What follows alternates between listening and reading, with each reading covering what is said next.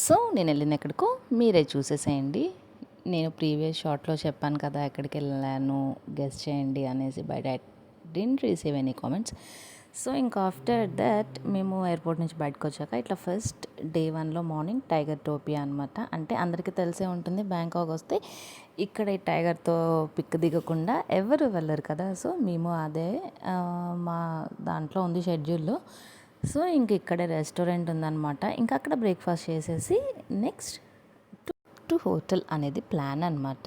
So ఇక్కడ మనకి చాలా ఆప్షన్స్ ఉంటాయి. మనీ పే చేస్తే టైగర్, క్రొకొడైల్, లయన్ వీటన్నిటికి ఫీడ్ చేయొచ్చు. ఫొటోస్ తీసుకోవచ్చు అనమాట. ఫీడింగ్ దాకా నేనైతే వెళ్ళలేదు. అంత డేర్ కూడా చేయలేదన్నమాట.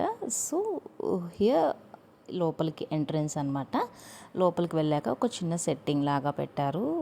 2 బెంగాల్ టైగర్స్ పెట్టేసి నెక్స్ట్ ఇంకా బ్రేక్ఫాస్ట్ అయితే కొంచెం మన ఇండియన్ స్టైల్ బ్రేక్ఫాస్ట్ పెట్టారనమాట. లైక్ ఉప్మా, వడ, పూరి అలాంటివన్నీ టేస్ట్ అయితే బాగున్నాయి. అన్నీ బాగున్నాయి అనమాట. సో ఇంకా మేము అట్లా లాగిచ్చేసి పక్కనే ఒక గ్లాస్ ఉంటుంది. ఆ గ్లాస్ పక్కకి ఒక ఫారెస్ట్లో ఎట్లా ఉంటుందో అట్లాంటి అట్మాస్ఫియర్ పెట్టారు.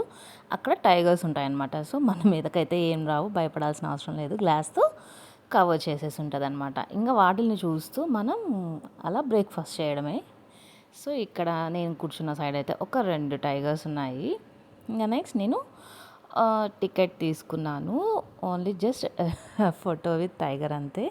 నేను ఎక్కువ డేర్ చేయలేదనమాట. దానికే చాలా భయపడ్డాను. దీనికి నాకు తీసుకుంటే 800 బాత్స్ తీసుకున్నాడు. సో ఇంకా అది ఇట్లా నోరు తెరవగానే అసలు భయం వేసిందనమాట. ఇంకా మీకు నా ఎక్స్ప్రెషన్ చూస్తే అర్థమవుతుంది. వాడేమో అన్నీ చెప్తున్నాడు కానీ నాకైతే అసలు ధైర్యం చాలట్లేదు.